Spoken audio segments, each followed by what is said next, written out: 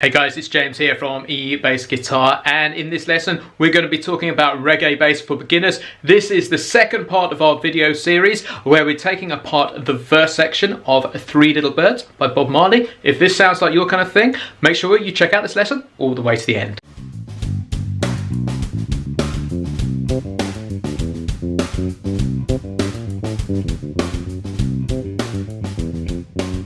Hey guys, it's James here from eBassGuitar, and welcome to the second part of this two-part series on reggae bass for beginners. In this lesson, we're going to be taking apart the verse section of Three Little Birds by Bob Marley. But before we dig into all the good stuff, let's check out what it sounds like. 1, 2, 1, 2, 3, 4.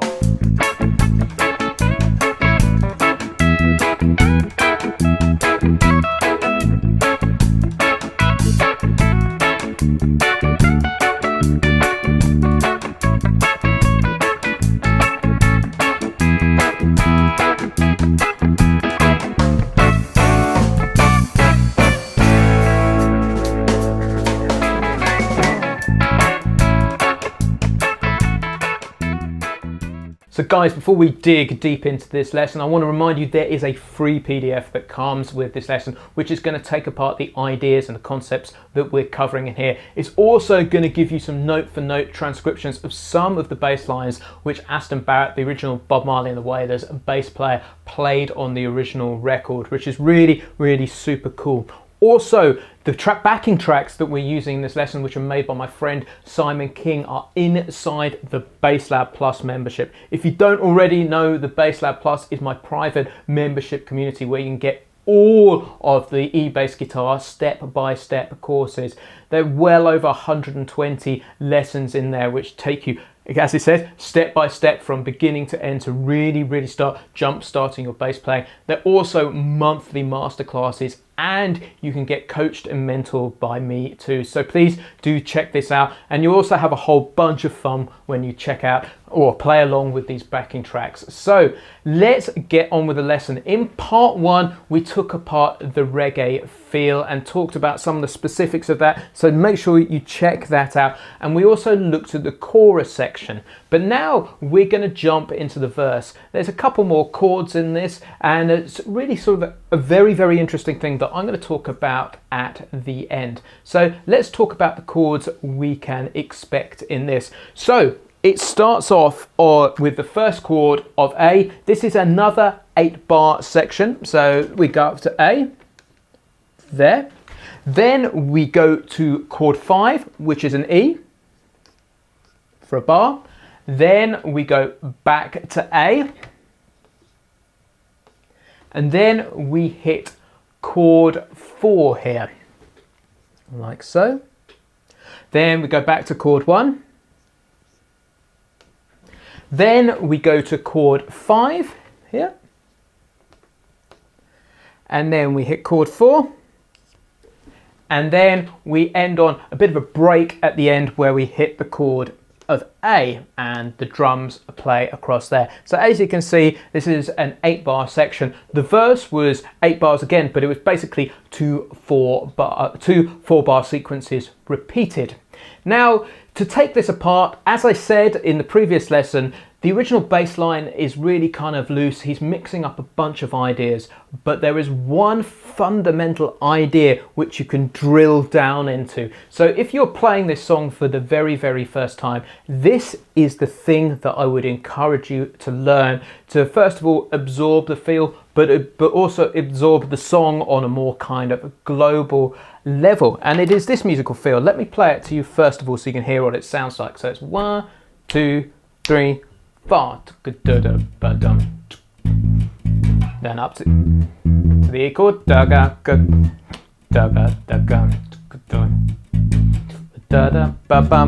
And what that looks like is 2 16th notes, 16th note rest, like so, and another 16th note, like that, and that makes up our first bar, and then it lands on beat 2.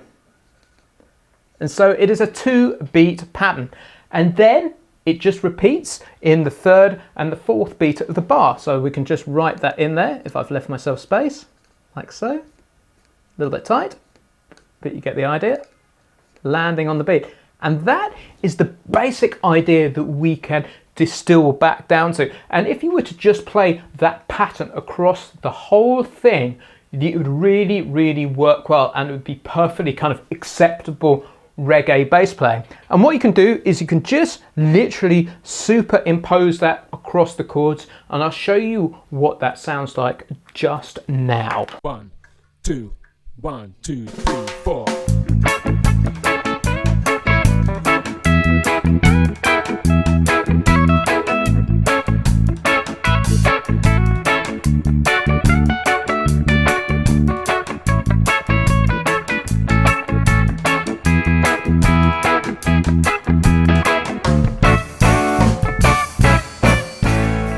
So as you can see, that's a really, really simple but highly effective idea. And what Aston Barrett does is he starts to break out of that and use some of the ideas from the chorus section that we covered in the first part of this video series. So what I suggest you do is go back, check that out, but also grab the PDF, because that literally transcribed kind of one of the verse sections there, so you can really see what's going on and see if you could pick out the ideas that Aston is using and really start to sort of let them get into your bass playing. And if you practice this stuff, just have fun with the backing tracks. It will start to sink in via osmosis over a period of time.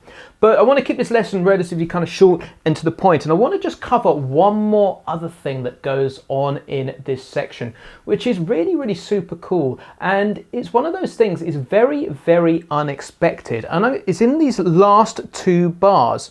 So what we've done to begin with is we've gone bar V, bar A, bar V, back to bar of A, bar of D, and then we have da ga da ga da da. Then up to the E for the last time.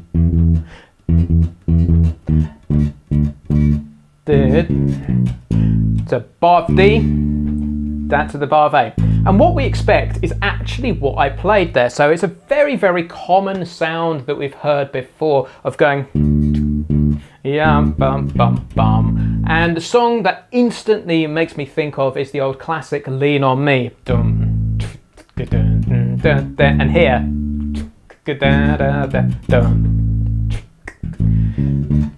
like that. But what Aston does here is really kind of slightly different, and I don't quite know how it kind of, in a musical grammatical sense, it really fits, but it's kind of cool. It's slightly dissonant at the same time. So what I'm going to do is I'm just going to teach it to you, and you can go away and learn it, and you can decide whether you like it. You might want to play the really obvious, I'm going to call it Lean On Me kind of style bass line, which fits probably really cool there. You might want to play the original line, which has that sort of touch of sort of dissonance in there, okay, or clashing, which some people think sounds really cool. But let's play them. Let me talk you through the notes. It starts on a D, and then it goes to 3 A's, like so. So we put it down D, 3 A's, and these are all in eighth notes. And then we hit the B, we hit 2 B's on beat 3, B, B, and then we have a chromatic note, an A sharp, like so. And then we push into the next bar like this on an A. So, and then that pushes into a 3-beat note. Let's put the tie in there. So, ba. It's slightly clashy, slightly dissonant, but very, very cool. Let me play it to you again. 1, 2, 3. And then we can go back into the chorus section with these two sort of pickup notes on the end, which is an E and an F sharp. So that happens on the last 2 beats of the bar, E and F sharp there. So let me play you that line once more. 2, 3.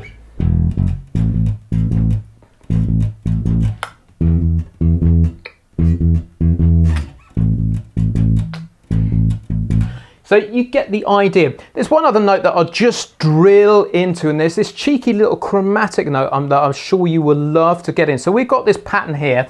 So this is beat 3 of the bar. So we've got da ga, da ga. And then we have 2 8th notes, and we're going to go E and down to a D sharp there.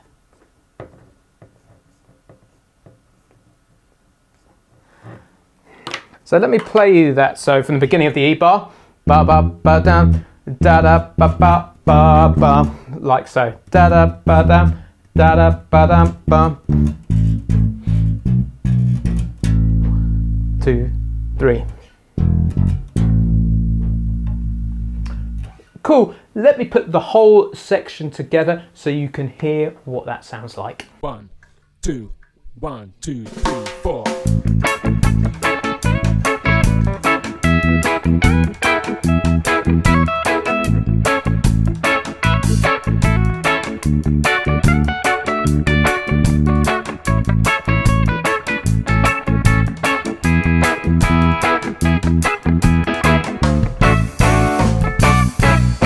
I'm going to break out of it now and put some of Aston's original bass lines in.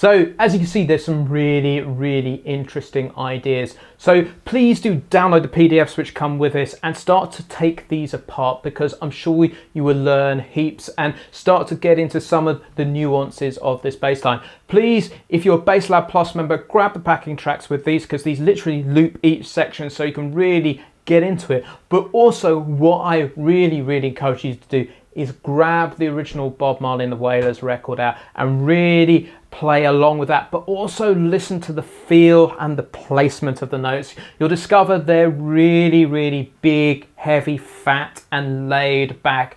Reggae, as I said in the very first lesson, is definitely a style which has loads of nuance, loads and loads of depth to it. So I encourage you to dig deep, really listen to this style. Use these 2 lessons as a starting point to go on your own journey of discovery into this music, because it really, really is an incredible style. But what I want to leave you is a loop of both sections. I'm going to play the bass lines pretty much as wrote to begin with. So I'm going to take apart the ideas and the frameworks that I've taught you, where I've distilled these down into a simple pattern that you can apply over it to it quickly so you can learn the sections. But then I'm going to start breaking out using some of Aston's, Barrett's original bass lines, but then starting putting in some of my own. Anyway, I'll catch you next time. 1, 2, 1, 2, 3, 4.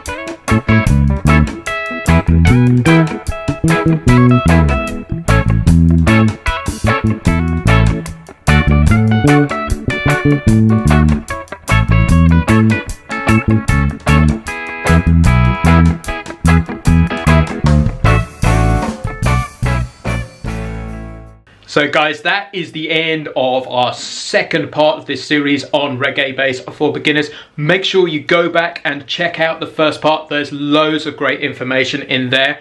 Make sure you grab both PDFs for the lessons. There is a link below this video where you can grab those. And of course, don't forget to check out the Bass Lab Plus, where you can grab the tracks that we've used in this lesson and play along and jam yourself and start to really dig into this incredible style of music. Please also give us a like and share on social. I'd love to know what you found the most valuable part of this lesson. Once again, I've been James from eBassGuitar, and I'll catch you next time. Cheers for now.